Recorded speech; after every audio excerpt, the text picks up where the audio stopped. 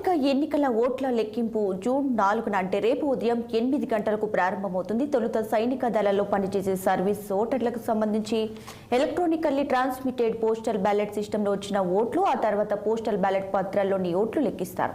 ఈ లెక్కింపునకు సుమారు అరగంట కంటే ఎక్కువ సమయం పడితే ఓవైపు వాటిని లెక్కిస్తూనే 8:30 ఈవీఎంలలో నమోదైన ఓట్ల లెక్కింపు మొదలు పెడతారు. ప్రక్రియ ఎలా ఉండబోతుందో ఒకసారి మా ప్రతినిధి కృష్ణని అడిగి తెలుసుకుందాం. కృష్ణ, చెప్పండి, ప్రెసెంట్ అక్కడ రేపు ఓట్ల లెక్కింపుకు సంబంధించి పోలీసులు ఎటువంటి బందోబస్తు ఏర్పాటు చేశారు? ముఖ్యంగా సమస్యాత్మక ప్రాంతాలు ఎటువంటి ఏర్పాట్లు చేశారు? ఏదైతే సార్వత్రిక ఎన్నికల యొక్క కౌంటింగ్ ప్రక్రియ అంటే ఏదైతే ఇప్పటి వరకు జరిగినటువంటి ఎన్నికల కౌంటింగ్ లో భాగంగా ఇప్పటికే పోలీస్ అధికారులు కానీ ఇటు ఎలక్షన్ కమిషన్ కానీ రాష్ట్ర వ్యాప్తంగా ఇప్పటికే చర్యలు అయితే తీసుకున్నారు. దానిలో భాగంగా ఉమ్మడి కృష్ణా జిల్లాలో అయితే ఇప్పటికే దాదాపు కేంద్ర బలగాలన్నీ కూడా ఇప్పటికే మోహరించిన విషయం అయితే మనం చూస్తా ఉన్నాం. దీంతో పాటు రాష్ట్ర పోలీసులు కూడా ఎక్కడికెక్కడ ఇప్పటికే అన్ని ప్రాంతాల్లో కూడా మార్చ్ పాస్టులు నిర్వహిస్తూ కూడా ఎక్కడ అవాంఛనీయ సంఘటనలు జరగకుండా 144 సెక్షన్ విధించిన ప్రక్రియ అయితే మనం చూస్తా ఉన్నాం. ప్రధానంగా తీసుకుంటే ఉమ్మడి కృష్ణా జిల్లాలో అయితే ఇటు విజయవాడ కానీ ఇటు ఎన్టీఆర్ జిల్లాలో చూసుకుంటే 2 పోలింగ్ కేంద్రాలు ఏర్పాటు చేస్తారు. ఒకటి నిమ్రా కాలేజ్, ఒకటి నోవా ఇంజనీరింగ్ కాలేజ్ లో రెండింటి చోట కూడా దాదాపు 7 నియోజకవర్గాలకు సంబంధించి కూడా 2 పోలింగ్ స్టేషన్లు ఏర్పాటు చేశారు. అదే కృష్ణా జిల్లాలో ఉన్నటువంటి మచిలీపట్నం కృష్ణా యూనివర్సిటీలో ఒక పోలింగ్ కేంద్రం.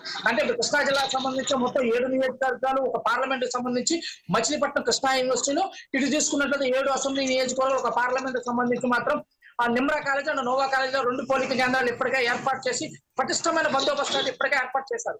దాదాపుగా ఇప్పటికే 14 టేబుల్స్, ఒక్కొక్క నియోజకవర్గానికి 14 టేబుల్ చొప్పున 22 రౌండ్లు, అంటే ఒక్కొక్క నియోజకవర్గానికి అక్కడ ఉన్నటువంటి పోలైన ఓట్ల బట్టి దాదాపు అప్రాక్సిమేట్ 22 రౌండ్లు మాత్రం ఏర్పాటు చేశారు.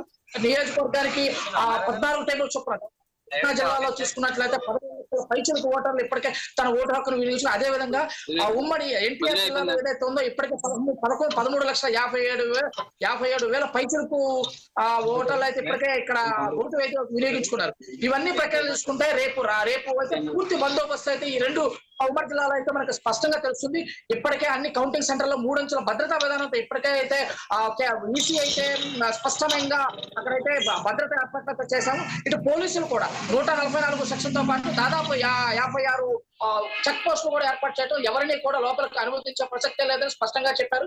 ఏదైతే ఏజెంట్లకు ఎవరికైతే ఉన్నారో వారు దాదాపు 5:30కి మాత్రమే, ఉదయం 5:30 మాత్రమే ఏజెంట్లు చేరుకోవాలో, వారికి బ్రీతింగ్ ఎనలైజర్ అంటే మద్యం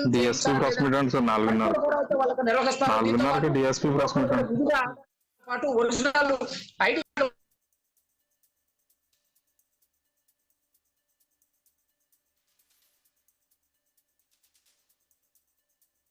కూడా ఎక్స్ బడ్జెట్ లో కౌంటింగ్ లోపల కానీ ఏదన్నా కూడా అవాంఛనీయ సంఘటనలకు పాల్పడే క్రమం ఉన్నట్టు వారిపైన కేసు కట్టే విధానం కూడా ఇప్పటికే అయితే పోలీసులు కానీ ఇటు అంటే జిల్లా రిటర్నింగ్ ఆఫీసర్ కానీ ఇప్పటికే హెచ్చరికలు జారీ చేస్తారు. అన్ని చోట్ల కూడా ఎక్కడ ఎటువంటి అవాంఛనీయ సంఘటన జరగకుండా వచ్చినాక అభ్యర్థులు కానీ కౌంటర్ లో ఏదైతే ఏజెంట్లు ఉంటారో వీరందరికీ కూడా మంచినీరుతో పాటు వాడికి ఆహారం కూడా లోపల ఏ టేబుల్ అయితే కేటాయించారో ఆ టేబుల్ దగ్గరికి అన్ని వస్తాయి. ఎక్కడ కూడా ఆ టేబుల్ దాటి పక్కకి వెళ్ళకూడదు అని చెప్పేసి కూడా చెప్పడం అయితే మనం చూసామన్న. మొదటిగా తీసుకున్నట్లయితే అసెంబ్లీ జరిగే కౌంటింగ్ ప్రక్రియ అయితే దాదాపు 8గా ప్రారంభం అవుతుంది. తర్వాత 8:30కి పార్లమెంట్ యొక్క కౌంటింగ్ ప్రారంభమవుతుంది. దీనికి ముందు ఏదైతే బ్యాలెట్ ఓటింగ్ కూడా అది కూడా 8 గంటలకే ప్రారంభిస్తున్నారు. అరగంటకు అంటే ప్రతి అరగంటకు ఒక రౌండ్ చొప్పున కౌంట్ చేసి ప్రతి అరగంటకు ఒకసారి అభ్యర్థుల యొక్క కౌంటింగ్ యొక్క ప్రక్రియతో పాటు ఎవరికి ఎంత మెజారిటీ వచ్చింది అనేక విషయాలు కూడా ఎప్పటికప్పుడు ఎవ్రీ రౌండ్ ప్రకారం ప్రకటించక అన్ని ఏర్పాట్లు కూడా ఇప్పటికైతే జరిగిపోయి దాదాపుగా దీంతో పాటు ఎక్కడా కూడా ఉమ్మడి జిల్లాలో అయితే ఎక్కడ మద్యం షాపులు 3వ తారీఖు నుంచి 5వ తారీఖు ఎక్కడ మద్యం అమ్మడానికి వీల్లేదని చెప్పి ఇప్పటికే ఎక్సైజ్ శాఖ, పోలీస్ కమిషన్, ఎక్సైజ్ శాఖ సూపరింటెండెంట్ కూడా తెలపడం అయితే మనం చూస్తా ఉన్నాం. మొత్తం ఎక్కడా కూడా ఆ పోలింగ్ లోపల అయితే ఇప్పటికే సిఆర్పిఎఫ్ బలగాలు అయితే లోపల మోహరించారు. 3 అంచెల విధానంతో మోహరించినట్టు చూసాము. ఎట్టి బస్సులు ఏదైనా అక్కడ అవాంఛనీయ సంఘటనలు జరిగితే మాత్రం రాష్ట్ర పోలీసులు మాత్రం ఎంటర్ అయ్యే విధంగా కూడా అధికారులు అయితే ఎలక్షన్ కమిషన్ తీసుకున్నారు. మనకి స్పష్టంగా తెలుస్తుంది. కృష్ణ, ముఖ్యంగా ఇప్పుడు ఎగ్జిట్ పోల్స్ చూసాం. ఎగ్జిట్ పోల్స్ లో ఒక్కొక్క సర్వే ఒక్కొక్కలాగా అంచనా వేసే, సో ఈ ప్రభావం అనేది రేపు జరిగే ఓట్ల లెక్కింపుపై పడే అవకాశం ఉందంటారా? రేపు జరగబోయే ఏదైతే అక్కడ కౌంటింగ్ లో తీసుకోవాల్సిన అన్ని చర్యలు ఇప్పటికే తీసుకున్నారు. ఎక్కడా కూడా అవాంఛనీయ సంఘటనలు జరగకుండా అంటే ప్రతి చోట కూడా ఎవరైతే అనుమానితులు ఉన్నారో ఇప్పటికే కొంతమంది నోటీసులు ఇవ్వటం, కొంతమంది హౌస్ అరెస్టులు అంటే వారి ఇంటి దగ్గరే పోలీసులను మోహరించేయటము. దీంతో పాటు ఎక్కడా కూడా ఎటువంటి తావు లేకుండా కూడా గట్టి బందోబస్తు భద్రత అయితే తీసుకున్నట్టుగా మనకి స్పష్టంగా అయితే తెలుస్తుంది. Thanks for the updates.